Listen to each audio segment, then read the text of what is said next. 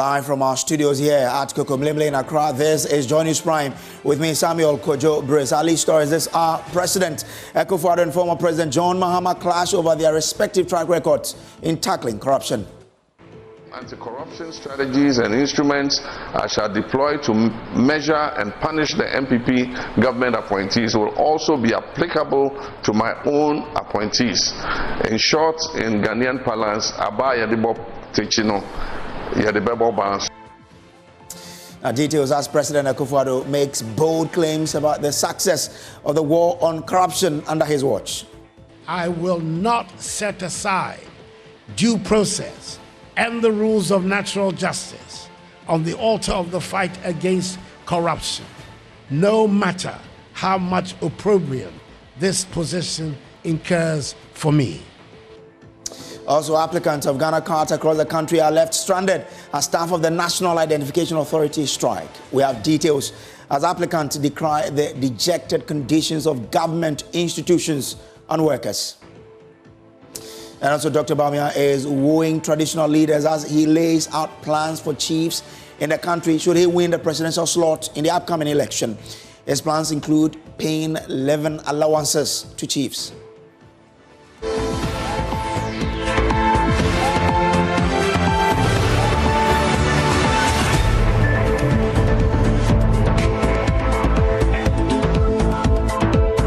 Now, President Akufo-Addo is fighting off claims by the former President John Dramani Mahama that he is a clearing agent, only clearing members of his government who have been alleged to have been involved in corrupt practices. According to the president, despite what he describes as ugly nonsense, the fight against corruption has deepened under his administration. Now, we'll hear from him shortly, but first, here is former President John Dramani Mahama taking on the president for not doing much when it comes to corruption involving his own appointees.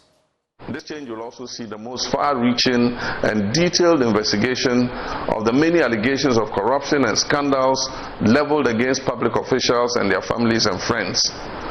This change will help to abort this administration's plan to foist the pliant vice president on us, to cover up for them, and thereby escape the searing scrutiny of accountability. But as I have stated, this hot spotlight of accountability is reserved not only for appointees of this administration, it will also be available to sanctioned persons in my own administration who engage in similar conduct. The same anti-corruption strategies and instruments shall deploy to measure and punish the MPP government appointees will also be applicable to my own appointees. In short, in Ghanaian parlance, Aba Yadibo Techiman. But President Akufo-Addo won't take any of it. He describes as unfortunate claims. He's only interested in clearing his appointees accused of corruption. Addressing a gathering to formally open the law house, the president said various laws passed and the strengthening of the anti-corruption institutions have helped in minimizing the impact of the canker on the society. Despite the ugly noises, the fight against corruption has been the cornerstone of my administration. With a clear understanding that corruption thrives in an atmosphere conducive to its concealment, and that access to information is a vital tool in the fight against corruption. My government in its first term ensured the passage of the Right to Information Act, 2019 Act 989, in order to give true meaning and effect to Article 21, Clauses 1F of the Constitution. The Act, which successive governments had failed to pass, sees to the implementation of the constitutional right to information held by a public institution to foster a culture of transparency and accountability in public affairs. I'm sure we are all aware of the statement by the former president and perennial NDC presidential candidate, John Dramani Mahama, stigmatizing me as a clearing agent. Because for him, mere allegation without more is enough to merit condemnation of an accused public official, especially one of my administration. For my part, and let me state it again for the record, I will not set aside due process and the rules of natural justice on the altar of the fight against corruption, no matter how much opprobrium this position incurs for me. So that is the President, Nana Addo Dankwa Akufo-Addo there. We're joined by Paul Grave Boakye Dankwa. He's government spokesperson on governance and security. Paul Grave, thanks for coming. Now, yeah, good that the President mentions the institutions and laws that have been passed under his watch. But that isn't enough. Ghanaians are saying there's little to show for the fight against corruption. How do you respond to that? Very good evening to you, Samuel, and a very good evening to your viewers. Indeed, the President, Nana Addo Dankwa Akufo-Addo, is very clear in his mind to have stated that it is his government that has been able to set in place the Office of the Special Prosecutor and also set in place the anti-graft agencies to fight against corruption and to nail down corruption. The President is very right to have stated that he will not set aside anybody who has been caught in corruption or corruption-related activities. And it is his government that has invested heavily in the anti-graft agencies from 2017 to date. And I'm very glad that as a human rights lawyer of astute profession and experience over the years, is able to spearhead one of the most cutting-edge policies to be able to care about corruption. And it's important to also state that this is the beginning, because none of the presidents in this Fourth Republic had that level of boldness to be able to bring it to bear an institution of this nature. And we will commend President Nana Addo Dankwa Akufo-Addo for such an act. But is it about the act, as in the effort, or is it about the result? All of the things that you claim that he's done, I mean, yeah, we can prove that he's increased in terms of disbursement to some of these institutions. They have been increased under his watch. But what is there to prove that all of these are really doing what Ghanaians expect him to do? You know, we want to see every single day when the Office of the Special Prosecutor wakes up, he wakes up to be able to investigate. He wakes up to be able to find corrupted officials and people that are involved in corruption. He wakes up to ensure that he finds evidence to bear. And those evidences, if it comes to bear, and those persons are convicted and they are sent to court, they will serve their full term. The President has not shielded. The President has not protected any of his appointees. The President has ensured that all state institutions that are required to ensure that people are prevented from doing corruption and being involved in corruption, those people go through the full rigors of the law. And I've not seen anyone that is shielded. You can name them and you will see that all of them have gone through all the various stages of investigation. And there's no way you would convict someone if there are no evidence to prove that those persons have been involved in corruption or corruption-related activities. And I think that the conversations must be in sync, and the context is very critical and very important.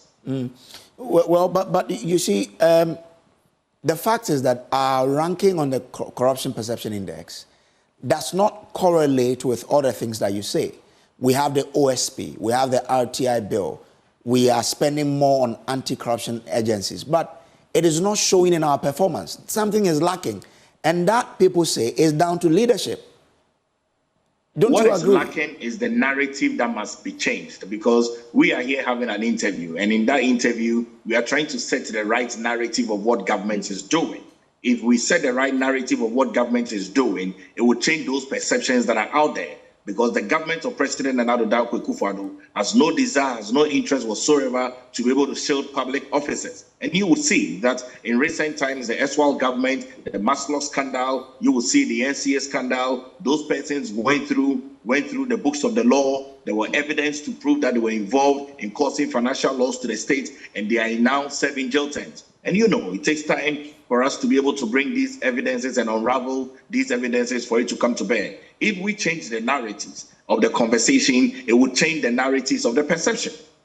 All right, Paul Grave, I'm grateful to you for joining us here on A Journey Spine. Paul Grave speaks for the government on governance and security. Now, the former Ghana Football Association president, Kwesi Nyantakyi, would have to wait a little longer to know the outcome of an appeal by state prosecutors challenging a High Court decision for investigative journalist Anas Aremio to unmask in chambers before giving testimony in open court in the ongoing corruption trial. The former FA boss, is a standing trial for fraud, corruption, and conspiracy to defraud over his involvement in the number 12 expose by the investigative journalist. And Accra High Court in May 2023 ruled in favor of Mr. Nyan Techi for Anas Arimio Anas to unmask and be identified in chambers by the former GFA boss. Lateef Idrisu was in court and has come through with his report. Former Ghana Football Association boss Kwesi Nyan Techi would have to wait a little longer for two scenarios to play out. One, whether or not he gets to see the face of ace investigative journalist Anas Arimiyao Anas, a ruling that has gone in his favor here at the High Court, which is currently being challenged at the Appeals Court, or whether he gets his case to be dismissed here at the court and him discharged.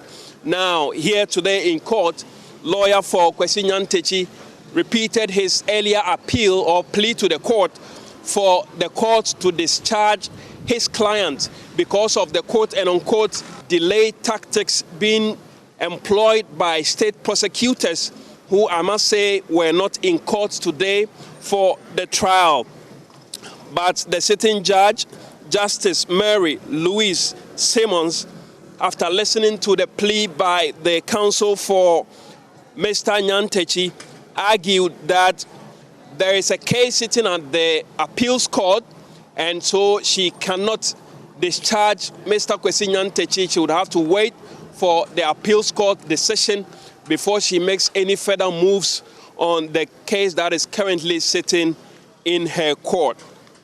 The case has been adjourned to July 10 at 9 a.m. when it's recalled here at the High Court, by which time the expectation of the court is that the appeals court would have come through with a determination on whether or not Anas Arimiyao Anas should unmask or otherwise. From the court complex, Lateef Idris reporting for Joy News.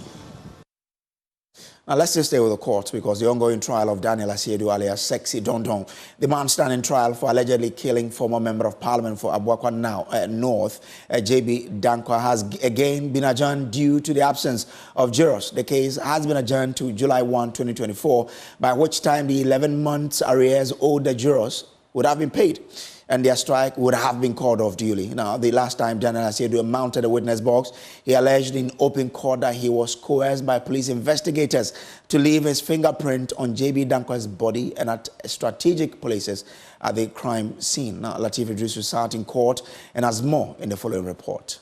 The ongoing jury strike has yet again forced the criminal court here at the court complex hearing the case of the accused person in the murder of the Abuakwa North MP, JB Dankwa, to yet again adjourn the case to July 1st.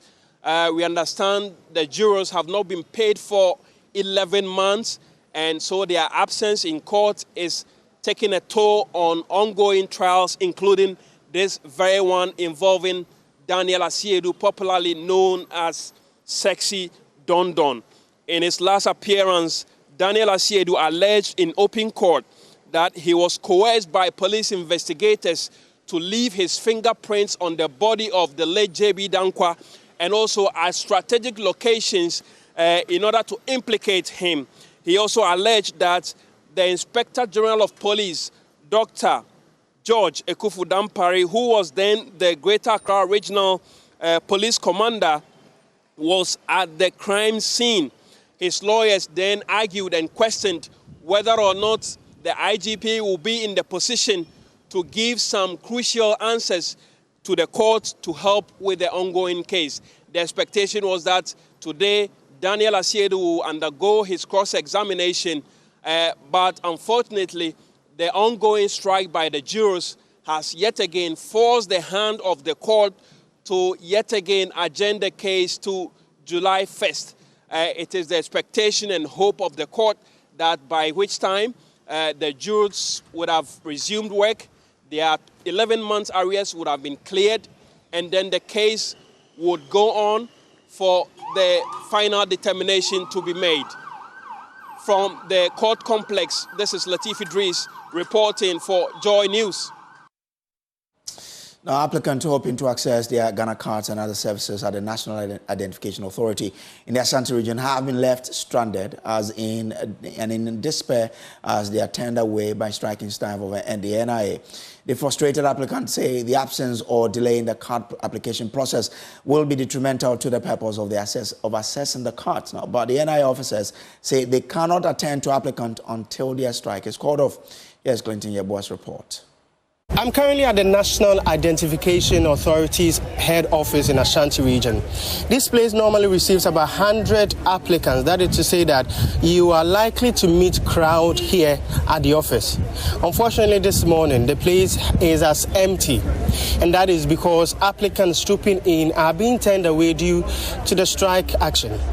The Divisional Executive Council of the Public Service Workers Union of the Trades Union Congress National Identification Authority Division has deferred its initial strike notice in March 2024 following the intervention of the Minister of Employment and Labour Relations. The NIA Division of the Public Service Workers Union declared an indefinite strike effective on June 10, 2024, citing the government's failure to address poor working conditions and negotiate better service conditions for the NIA staff. Applicants traveling near and far to the National Identification Authority in the Ashanti region are left stranded as they learn about the strike upon getting to the office. But when I came, they said they are on strike. And I asked them when are they coming back. They said they don't know. I mean, to further notice. And I think that's the only office they does, is it? Yeah. Ye bisa omumpo said abempo na ebeye ya ebeba so mo so munim da kora ebeye me frejo so na manante amaya ba hanse me so me hia pa de aye ma de me hia ne dendende pa no nti na ne maba no eso mo so munti me nya man pesa me ko bie accounts but the card na yira ekodi obi fufuro nti no ama ese me ti me nya hwe.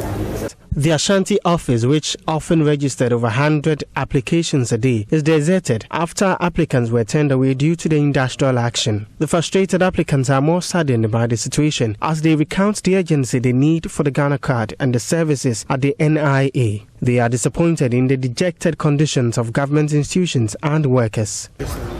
Ghana is retrogressing, I repeat. You understand? You know, I read sociology and social work at KNUST. And if I look at the social structures of Ghana, it is really retrogressing. It is not progressing, in spite of the fact that they said Dr. Bawumia has done a lot. I mean, it's not enough. To do all this registration and stuff, and they don't have to let it go all this while, because everybody have to go after opportunity to do it. It's not it shouldn't be like this kind of strike and stuff, you know what I mean? And now they're telling me they are on strike, so I don't even know when I'm going to get this Ghana card. And I'm a Ghanaian. Every Ghanaian supposed to have hold of this Ghana card. I have a plan because the other person mean to me. Miss Simam, the Germany, I was a good job. I'm striking to me, man. The strike is premised on several factors, including the government's failure to address undue delays in the negotiation process and granting institution-specific allowances to NIA staff. Applicants are admonishing the government and respective authorities to respond to the union's call. I asked the lady over there to get me a Ghana card, and all that she said was they are on strike. And I'm saying, I actually asked her what actually transpired for them to go to strike, and she said the salary is too small. As a matter of fact, they need to increase their salary so they could work effectively to let the country escalate to the top or to the expectation of the Western world. You understand? So, I mean, a lot of things, if we want to talk about it, Ghana, a lot of things are wrong here. A lot of things. As they say, it's always about the minister. But the ministers and the government, nobody's care about anything. All that they know is getting the money for themselves. The end of the strike action remains unknown. However, the Public Service Workers Union of the National Identification Authority are hoping to engage appropriate quarters and government on improving their working conditions. Until then, we'll be on ground to report what breaks in. Reporting for Joy News, my name is Clinton Yeboah. To the Bono East region now, where both district and regional offices of the National Identification Authority remain closed throughout. My colleague Anna Sabet's report. The intended strike action by staff of the National Identification Authority took immediate effect here in the Techiman municipality and other parts of the Bono East region. Offices of the NIA within the Techiman municipality were closed when we arrived here with no one in sight. We then moved to the regional office to check the situation there, and just like the municipal office, the facility was equally under lock with no one to talk to. Later, we found few persons arriving with their intention of having new or replacement of their NIA cards. Douglas in Saniba is one of them. He came all the way from Nkranza North District to replace his lost Ghana card. Yeah, I'm here because of my Ghana card.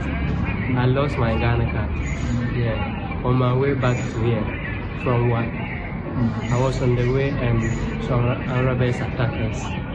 So, and I want to apply for university forms, and they are requesting for the Ghana card number. So that's why I'm here to replace it. Douglas tells me he's left in a confused state as he struggled to raise an amount of 100 Ghana cedis to take care of his transportation from his community to the regional capital, and his parents, who raised the amount, won't be happy with the news. Now I'm confused. I'm confused of what to do, because going back, the way they struggled to get this money for me, and when I came, they are not there. I'm very, very confused. How much did you spend to this place? 50 cedi. In 50 cedi. Out. If I'm going back to 100. Yeah. If I don't get it there, it's a problem in my life. Yeah. And again, my parents they will not be happy because it's not easy when they give me this money. It's not easy. This man here, who agreed to speak to us on anonymity, also expressed his frustrations with the current situation. He says the situation means he'll be unable to process his documentations before he leaves the country in a week's time. This morning, I just came here for my Ghana card. I think as this is my first time, I traveled outside and I'm now around, so it will be necessary for me to do it. And I'm supposed to go back maybe next week, not maybe, definitely I'll have to return next week. So they're not being here, honestly speaking, I don't know, I'm lost, I don't know what to do. For this gentleman here, who equally spoke on anonymity, the situation is depressing and a big disappointment to people in need of the NIA card. For me, I feel like this is quite depressing for me because I was expecting to see their doors open so that they can aid in whatever that I'm looking for, help or distant needs. But if it's going to be like that, then I feel like it's a big disappointment, not just to the nation, but to the world as well. They are all appealing to authorities to quickly respond to the calls made by the NIA staff to enable them get back to the office on time. I believe I can't really blame them much. I know they also have grievances as well. I'm praying that government or whoever is responsible should, dialogue with them, sort them out so that they can come and work as quickly as possible. I just hope the government can take quick measures to curb this situation. And when you are overseas, there is no, let's say, possibility of acquiring a Ghana card, even if you go to the embassies or whatever. So I wish they can also take it to that side and make people overseas do it. For Insaniba Douglas, who looks stranded here, he wished government could take care of his TNT as he tries to travel back home. Right now, if they can just get me some money to go back, I'll be very, very happy. Yeah, if they can get me. But it's not easy to get government money to like that. So now I'm very confused. Reporting for Joy News, Anas Sabit, Techiman. This is still the Joy News Prime. We'll take a quick break. We'll be back with more here on the Joy News Prime. Do stay.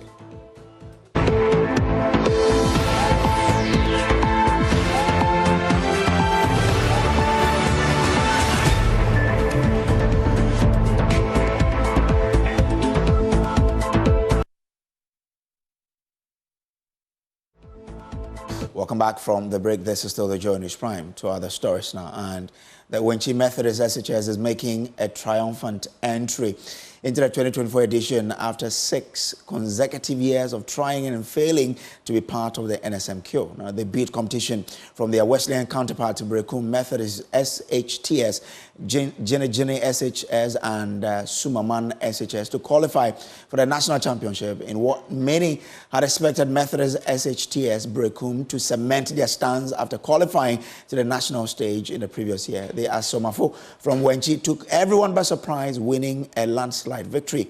Emmanuel Bright Kweku has more from Sunyang.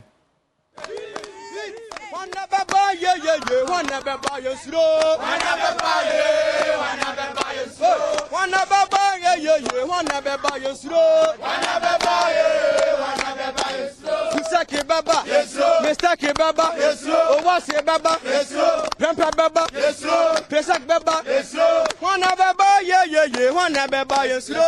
All right, so these are the students from Wenchi Methodist SHS, and they have qualified to the nationals. In at least 6 years, they have not been to the nationals, and today they have qualified.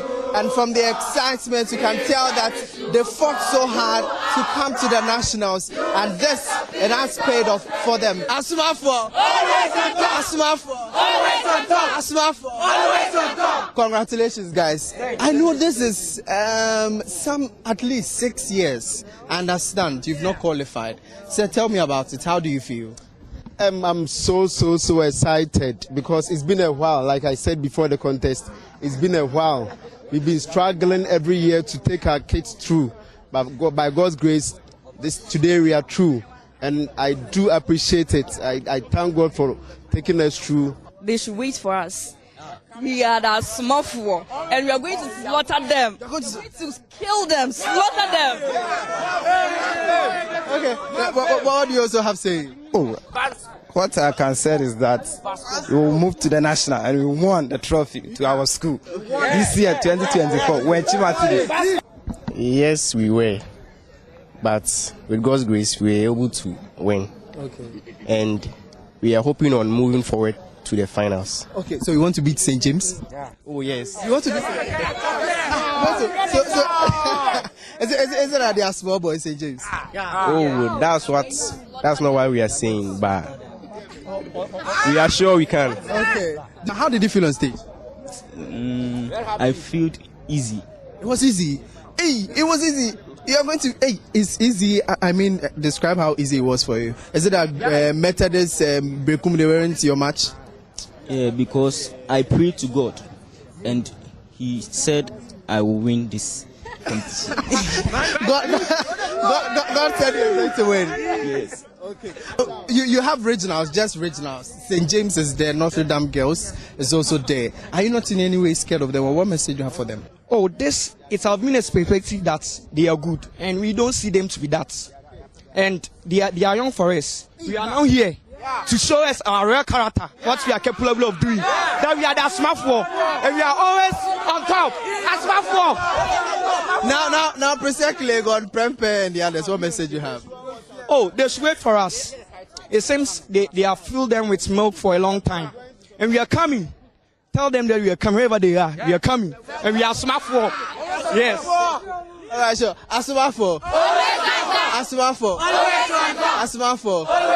So these are the students from Wenchi Methodist SHS, and they have qualified to the national competition. They are hoping that this year they will make a statement, just as they've made in some 6 years. They have not qualified to the national championship, but this time around they are sailing through triumphantly. So watch out for these guys from Wenchi Methodist SHS. From here in Sunyani, my name is Emmanuel Bright Kweku. And here in Accra, the girls of St. Mary, Chemu SHS and Accra High School also qualified to the nationals in the Greater Accra Regional Contest. James Avaji has a wrap of day 1 of the Southern Zone Contest.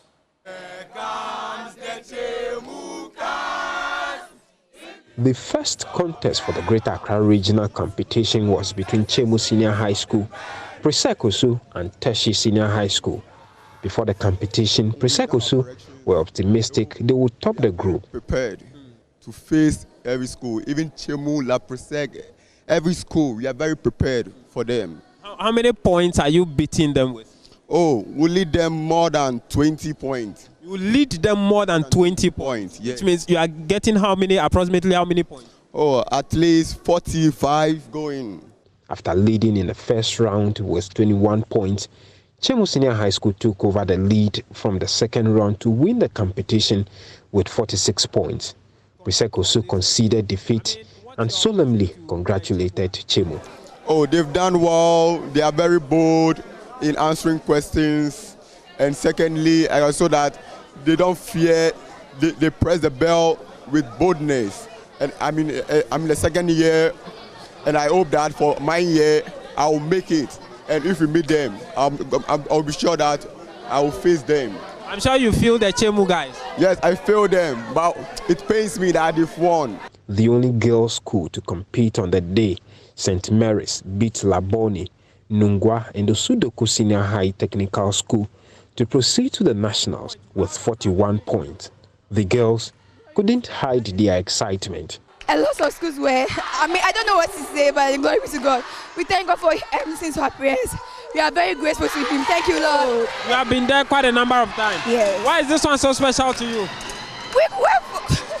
We work so hard. All the lashes, I can't. We are so happy. Last year they didn't qualify and then we're so down and very, very sad. But with the faith and everything, that's why we are so happy. The Ayalolos of Accra High School secured the final slot of the day by beating off competitions from Lashibi and Odogono Senior High Schools to advance to the nationals with 34 points. I used to go all the way. Ayalolo, this year, watch out, Accra, Ayalolo, higher and higher. What should schools like Presec, Achimota and the rest listening now, what should you tell them? What would you tell them? Please, we are preparing for them, so they should keep on. You said please. Yes. Are you afraid? I'm not afraid of them, but I'm just being polite. I'm a polite person. The likes of Accra Girls, Ganata, and Adan Senior High Technical School will fight for slots on day 2. We'll see how that pans out in the regional championship on Thursday and Friday, as well as the national competition coming on. My name is James Aveji from the Achimota Auditorium here in Accra.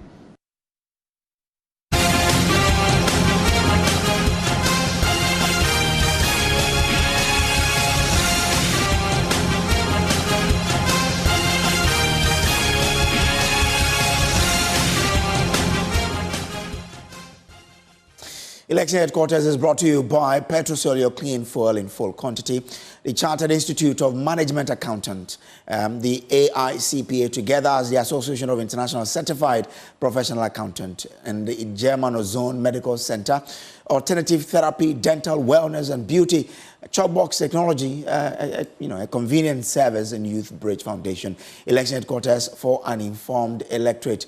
Now, the new Patriotic Party's flag bearer, Dr. Bawumia, has announced plans to introduce what he calls 11 allowances to traditional leaders as an incentive package to support their roles as custodians of tradition and culture, while enhancing collaborative governance efforts between traditional authorities and government institutions. Explaining the rationale behind this proposal, Dr. Bawumia said chieftaincy plays a pivotal role in shaping societal values.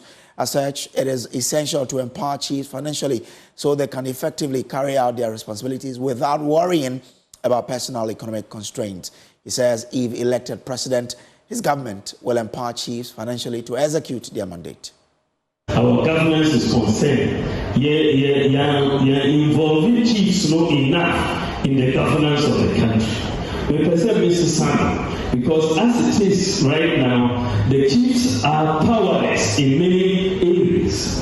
They can't even summon people at Omobeba. We need to change. We perceive amended Section 63G of the Chieftaincy Act to empower the chiefs to help government to govern this country. So, the fact way now. We need to empower the chiefs to help government.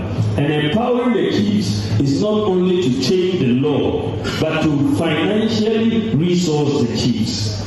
Financially resource the palaces, more palaces now.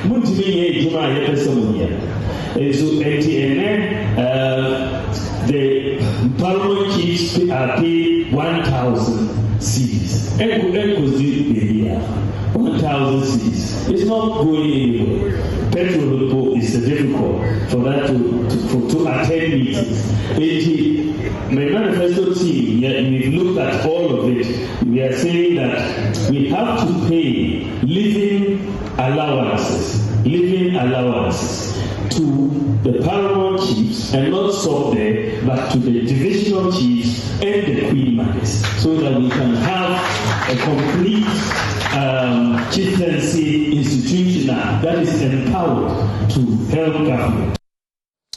Now, NDC National Chairman Johnson Asiedu Nketia is accusing the government of busing cocoa board workers to Nkranza North to transfer their votes there. Now, Asiedu Nketia is alleging that the move is a ploy to get the cocoa board workers to transfer their vote to the constituency and vote for the MPP candidate. Speaking at the 32nd anniversary of the NDC, the national chairman called on peace-loving institutions to call the MPP to ensure the peace the country enjoys is not compromised.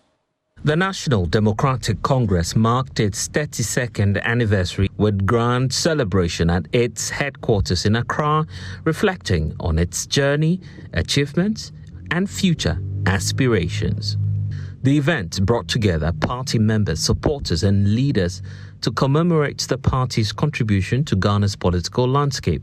The NDC's General Secretary, Fifi Fiavi Kwete, admonished party members to always prioritize the NDC ahead of any individual who wants to put their interest first. If loyalty to this establishment is not understood by us, what we do is simply pander to individuals, and that works against our party. I look forward to the day where every single one of us can simply have genuine, deep love for this wonderful movement. Love that transcends individuals. It used to be the case that it was all about party. These days, unfortunately, it's becoming too much about individuals. Individuals must go down and the party must go up. The loyalty to the party must remain number one. Number one. Running mate of the party, Jane Nana Opoku-Agyeman, highlighted the party's significant milestone since its formation in 1992. She recounted the pivotal role the NDC played in transitioning Ghana from military rule to a stable democratic state. At times like these, one thinks of those who started it all. What did they want? Why did they come together? Why didn't they say, PNDC, this is enough, we are out of here? They didn't because they saw that the nation needed help, and they stayed the course. They didn't stay because they wanted anything for themselves. They stayed because they wanted things for the country. Now it is our turn. What do we know? What do we do? What do we see? May those spirits guide us. For his part, National Chairperson Johnson Asiedu Nketia alleged there is a grant scheme by government to unseat NDC MP for Nkranza North. Asiedu Nketia claims workers of Cocoa Board and other state institutions have been bused to Nkranza to transfer their votes there.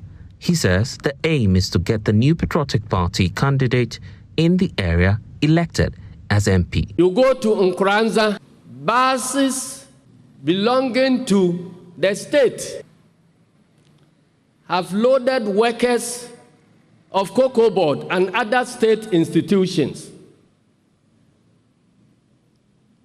from elsewhere in the country who have absolutely nothing to do with the selection of political leadership for Nkranza, have been bused and camped in a house so that they can effect transfers of their votes to go and determine who becomes the next MP for Nkranza.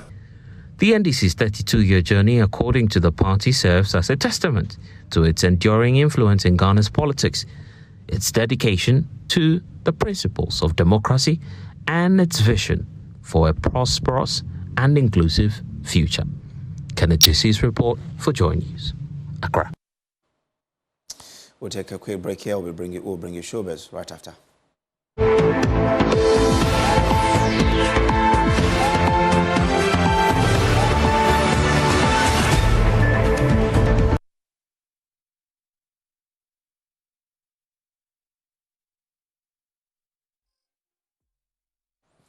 Well, let's do showbiz now, and Becky Bex is here with all the gist. Hi, Becky, how are you? Hello, how are you, Brace? How you doing? I'm not well. Why? What happened? Ghana Black Stars, we're losing. Yeah, we cannot break our hearts this evening. Yeah, we're losing 2-1. Yeah. But I'm sure that they will fix it by the time we're done with Showbiz. Hopefully, Black Stars will fix this problem. But we have all the everything that you need to know in the world of entertainment that happened at the weekend here for you this evening. Take it.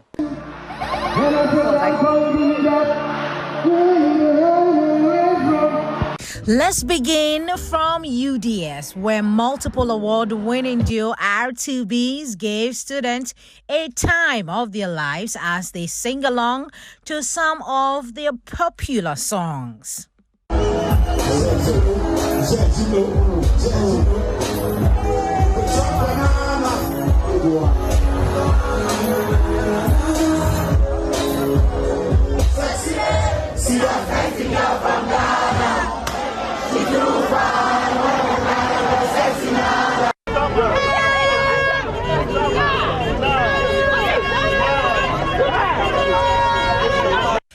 Now back to Legon, the much-anticipated Dumsor Must Stop vigil, led by actress Yvonne Nelson, came off with hundreds in attendance, including parliamentary aspirant John DeMello and comedian DKB. That we came to demonstrate today. Even if 3 people showed up and we sent a signal to the government that we need our lights back, we need our lights back. It's not about the number of people, it's about the message that we are putting across to the government to give our lights back or get out. Simple.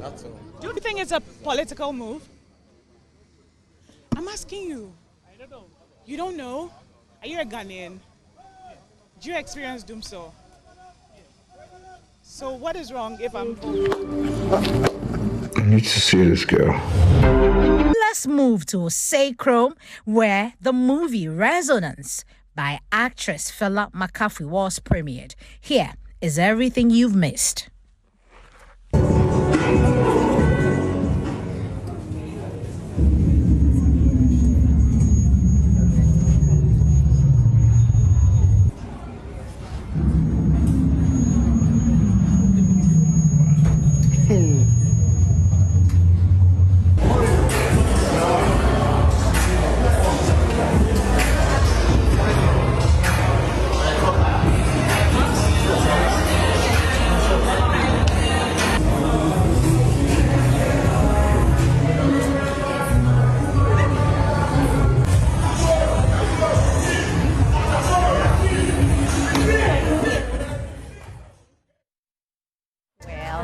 On that note, that was a powerful one. Neptune's big guy. I think he's getting me to go and learn how to DJ. Okay. Anyway, thank you very much for being a part of us today.